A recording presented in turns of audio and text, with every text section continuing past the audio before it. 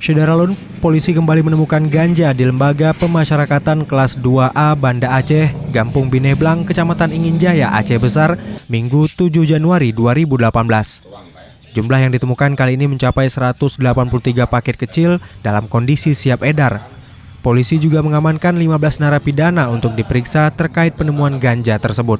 Ratusan paket ganja itu terbungkus dalam sebuah kantong kresek dan tergeletak di gang belakang kamar tahanan nomor 21. Ini 100 gulung lebih ya, 100 paket lebih. Ini kalau segini ini kira-kira untuk 3 kali pakai bisa atau 5 kali. 3 linting atau 5 linting. Satu paket ini 100 lebih. Ini dari daya kita temukan di mana?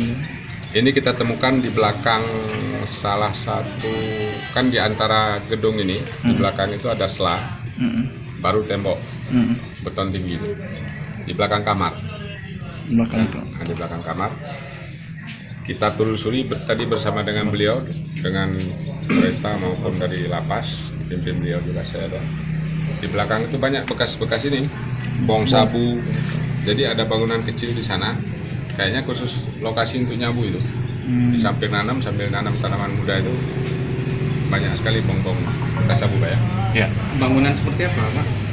Polisi juga menemukan sejumlah bong alat penghisap sabu di sekitar gubuk yang diduga menjadi tempat para napi berpesta sabu. Yang paling besar SOP nggak jalan di sini. SOP-nya seperti apa? SOP standar operasional prosedur di sini nggak ada yang jalan. Salah satunya kamar tidak pernah terkunci. Akhirnya terjadi keributan itu pada saat kita akan mengambil. Masuk waktu malam-malam gitu? Ya malam pun nggak terkunci. Nah ini jalan prosedur. Hingga saat ini personel polisi dan Brimob masih terus melakukan penjagaan di LP Banda Aceh.